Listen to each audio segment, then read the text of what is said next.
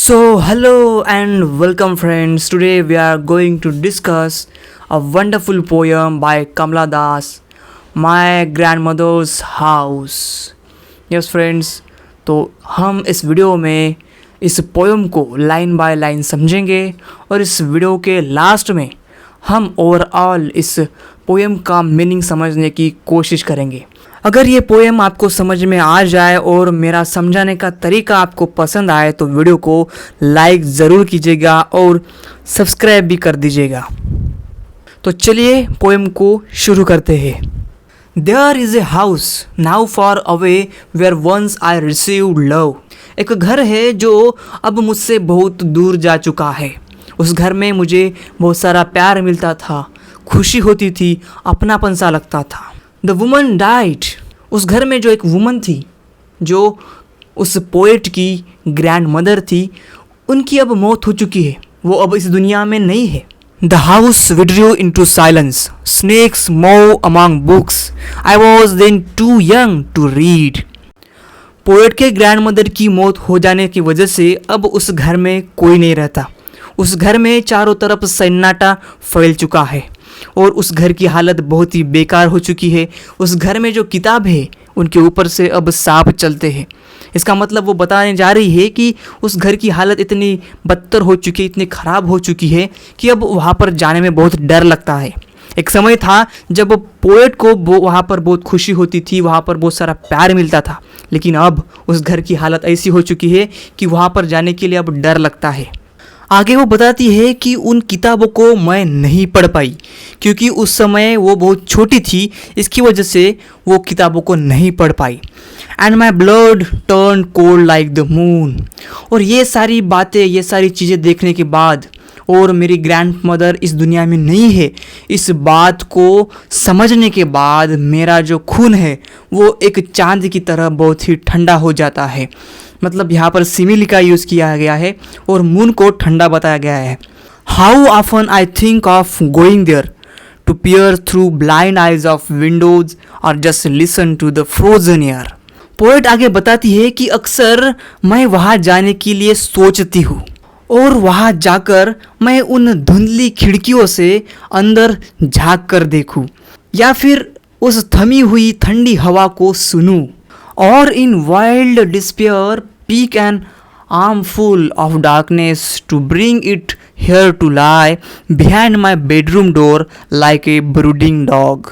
अब आगे पोएट बताती है कि उस घर में जो वातावरण है बहुत ही लोनलीनेस है, लवलेस वातावरण है, उसमें से जो छोटा सा डार्कनेस का टुकड़ा है, छोटा सा अंधेरे का टुकड़ा है, वो मैं अपने साथ में लेके जाऊँ और जहाँ वो रहती है अभी वहाँ पर अपने घर में एक दरवाजे के पिछले हिस्से में रख दूँ, एक ब्रूडिंग डॉग की तरह।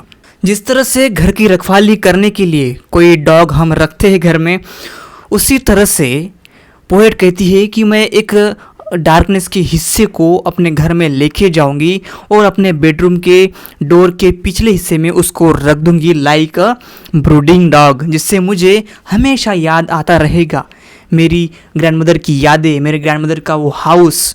और दूसरी बात यह है कि पोएट जिस घर में अब रह रही है उस घर में ना ही उन्हें कुछ अच्छी खुशी मिल रही है और ना ही प्यार मिल रहा है, तो उन्हें लगता है कि ये डार्कनेस तो बहुत अच्छा है इन चीज़ों से जो मैं अपने साथ लेकर आऊँगी।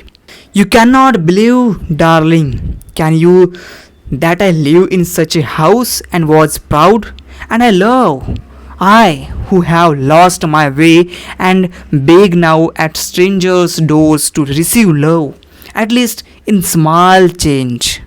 अब आगे पोएट एक अपने मनपसंद आदमी को एड्रेस करते हुए आगे बता रही है, उनको डार्लिंग कह रही है। अब किसको कह रही है यहाँ पर नहीं बताया गया है, लेकिन वो अपने एक मनपसंद आदमी को बता रही है आगे कि तुम विश्वास नहीं कर सकते। क्या तुम विश्वास करते हो? मैं एक ऐसे घर में रहती थी जहाँ पर मुझे बहुत सारा प्यार मिलता था, मैं प्राउड फील करती थी, मुझे बहुत ही खुशी होती थी और मैं सिक्योर फील करती थी। क्या तुम इस बात पर विश्वास करते हो? और जो प्यार, वो खुशी मुझे मेरे ग्रैंडमदर के हाउस में मिलती थी, अब वो नहीं है मेरे पास, और इसी के लिए उस प्यार को पाने के लिए मैं अब अपना रास्ता भूल चुकी हूँ और मैं स्ट्रेंजर्स के दरवाज़ों पर नॉक करती हूँ इस प्यार के लिए कि कोई तो मुझे प्यार करे, कोई मुझे खुशी दे, मुझे सिक्योर फील कराए, मुझे प्यार करे, थोड़ा सा तो प्यार दे जिससे मुझे अच्छा लगे। So my grandmother's house ये एक ऑटोबायोग्राफिकल पोएम है कमला दास जी की, जहाँ पर उन्होंने एक कहानी बताई गई है, वो है नॉस्टैल्जिया और सारो की कहानी है। और ये जो पोएम है ये पब्लिश हुई थी 1965 के कलेक्शन समर इन कलकत्ता में। सो पोएट कहती है कि उनके ग्रैंड मदर के हाउस में उन्हें अनकंडीशनल लव मिलता था जब वो छोटी थी, लेकिन उसके बाद पोएट की शादी हो जाती है और उनकी ग्रैंड मदर की मौत भी हो जाती है। तो इसकी वजह से अब उन्हें वो प्यार नहीं मिल पाता जहाँ उनके ग्रैंड मदर के हाउस में उन्हें मिल पाता था।